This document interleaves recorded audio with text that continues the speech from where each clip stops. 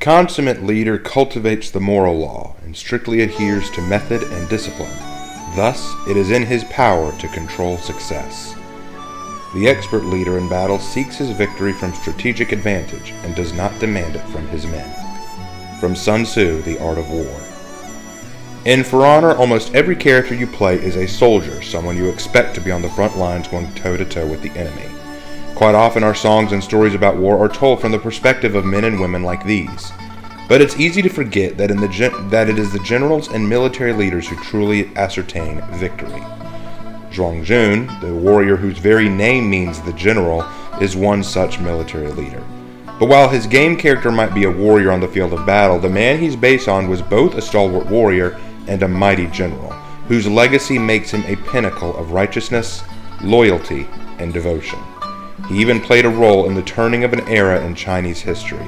It's quite possible that Guan Yu is one of the greatest generals to have ever lived, not only in China's history, but in world history.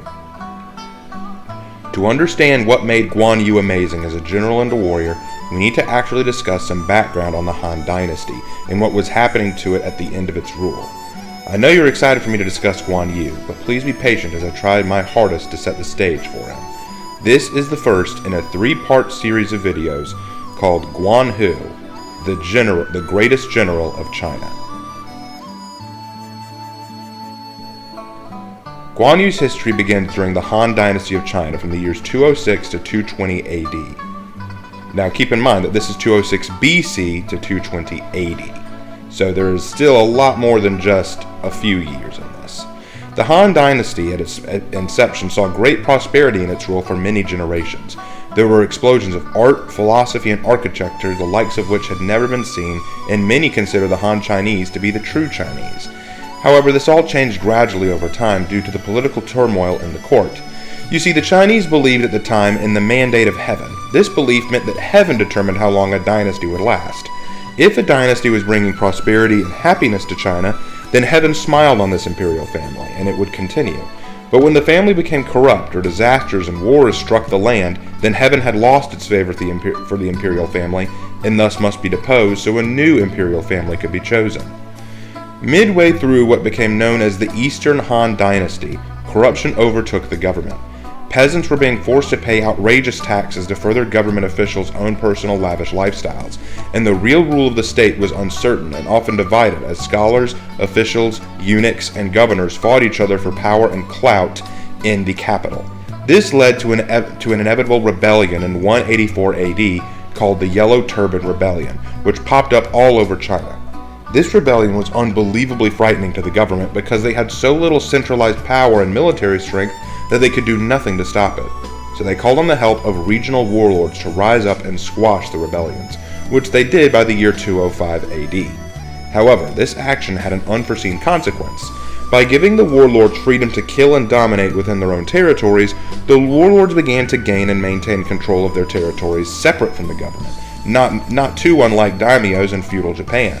The warlords would do as they wished in their own county, with or without the express permission of the government, meaning that instead of the emperor ruling Han China, the warlords ruled Han China.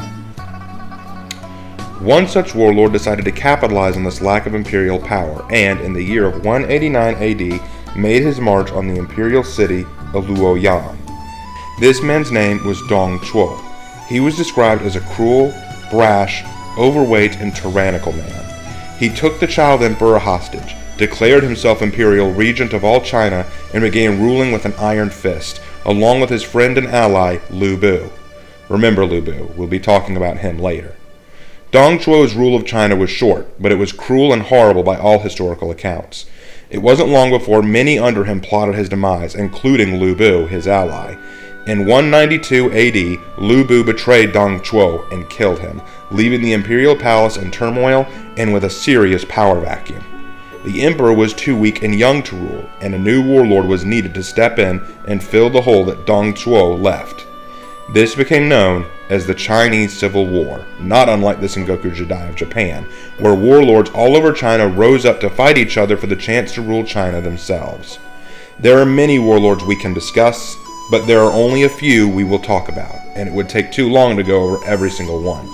So there are only a few names I want you to remember. They are Lu Bu, Cao Cao, Liu Bei, Yuan Shao, and Sun Quan. These are the major players that will take a large part in Guan Yu's life. I know that these names are going to be a little hard to remember, but I urge you again to be patient with me, and I will make everything as clear as I possibly can. So one piece at a time. It's time to finally introduce Guan Yu and his place in this story. So where does he fit into all this that I've just talked about? To explain that, let's go back to the Yellow Turban Rebellion and talk about a specific warlord named Liu Bei. Liu Bei was called to fight the rebels in 184 AD. And along with him, he brought his two closest friends and generals, Chang Fei and Guan Yu. See, told you he'd show up. Guan Yu and Liu Bei were incredibly close and shared a brotherly relationship. After the fighting ended and Liu Bei became the warlord of Ping Yuan state, Guan Yu and Chang Fei remained his loyal retainers and guards, even sharing the same room with Liu Bei and guarding him when he sat down for meetings. He was a loyal, strong-hearted, and fierce man with an eye for battle. He was so venerant as a warrior that he had a weapon renamed after him, the Guandao. But what else happened to this guy? Surely this can't be all. Well, don't worry. We've only just begun. But it's at this point that I must warn you, things are about to get very complicated. Please bear with me and brace yourself. As the Civil War waged, a very brilliant and tactically gifted warlord named Cao Cao was marching on conquest to assimilate the province of Tao Quan. Fearing for this province, the governor called on the aid of Liu Bei to save him. This came at a cost, though, as Liu Bei took over Tao Quan instead and assimilated it into his own control. While this was happening, Lu Bu, the warlord who had betrayed Dong Chuo, arrived in Cao Cao's territory and was waging war against the mighty Cao Cao. Unable to ignore this pest, Cao Cao returned to attack Lu Bu. But ever crafty, Lu Bu escaped to Liu Bei's territory, hoping to find shelter with Liu Bu. This didn't last, because Lu Bu, who, as you might have noticed, has a knack for betrayal, betrayed Liu Bei and tried to take his province from him. Enraged and sick of Lu Bu's shit, Liu Bei and Cao Cao formed an alliance to destroy him. After killing him, Cao Cao named himself the new acting emperor of the Han government. This did not sit well with his rival, Yuan Shao, who was located north of Cao Cao. Liu Bei didn't trust Cao Cao, so in 199 AD, he attempted to escape his current province that Cao Cao had given him at Chu so that he could stay out of Cao Cao's reach, and he ended up moving to Qiaopei, leaving Guan Yu in charge of the capital city of Qiaopei. Just as Liu Bu feared Cao Cao attacking Liu Bei and defeated him, forcing Liu Bei to flee north to hide in Yuan Shou's territory. Again, I know this is a lot of names, but essentially what you need to know is that Liu Bei and Cao Cao fell out of their alliance, and Liu Bei had to retreat to get away from him. Guan Yu wasn't so lucky and couldn't escape in time. He was captured by Cao Cao. But to everyone's surprise, Guan Yu was treated very respectfully and with great kindness and generosity. Cao Cao even asked him to join his army and offered him the station of lieutenant general. Guan Yu graciously accepted the position as a way to repay his debt to Cao Cao. But this was all temporary. He only wanted to repay Cao Cao's kindness. This would not be a permanent affair. Later, in the year 200, Yuan Shao sent his retainer, Yan Liang, to attack Cao Cao at Boma. Fearing for the territory's loss, Cao Cao asked Guan Yu to defend it for him. Rushing out into battle, Guan Yu recognized Yan Liang amidst the battle and rushed him. Charging through the battle in his mighty polearm in hand, none of Yan Liang's men could stop him as he charged and decapitated Yan Liang with a single swing of his weapon. As his head fell, Yan Liang's men stood horror-struck and fled from the battlefield. Cao Cao was so pleased with Guan Yu's battle skill that he awarded him as marquis of a local village. It looked like Guan Yu could have a very luxurious and prosperous career serving Cao Cao. But there was a serious problem, and Cao Cao could sense it. Guan Yu had no intention of staying. Desperate to understand why, Cao Cao asked one of his other trusted generals to speak to Guan Yu on his behalf, named Chang Liao. According to legend, this is what was said. Chang Liao, general of Cao Cao's armies, approached the esteemed warrior, Guan Yu, and asked, "My lord wants to know what it is you desire. Name it and it is yours." Guan Yu turned and replied with a smile, "I am aware that Lord Cao treats me very generously.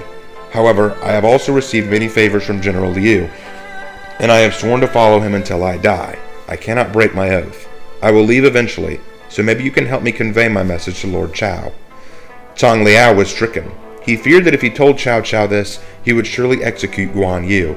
but he did as he was asked and informed Cao Cao of Guan Yu's wishes. Cao Cao was amazed at Guan Yu and said, "A subject who serves his lord but doesn't forget his origins is truly a man of righteousness. When do you think he will leave?" Zhang Liao replied, "Guan Yu has received favors from your excellency. He will most probably leave after he has repaid your kindness." After Guan Yu's victory at the Battle of Boma, Cao Cao knew that Guan Yu would likely ask to leave his service, so he rewarded Guan Yu with even greater treasures of blessings. Guan Yu wrote a final letter of farewell and then sealed his gifts for his journey to find Liu Bei. As the great general left, Cao Cao's men wanted to pursue him and kill him as their enemy, but Cao Cao told them not to, saying, "He's just doing his duty to his lord. There's no need to pursue him." This was probably one of Cao Cao's greatest mistakes for later, as Guan Yu would return not as a friend, but a foe. What became of Guan Yu? Did he find Liu Bei? Did Cao Cao and him ever meet face to face again? All of this and more will be revealed next time in part 2 of Guan Yu, the greatest general of China.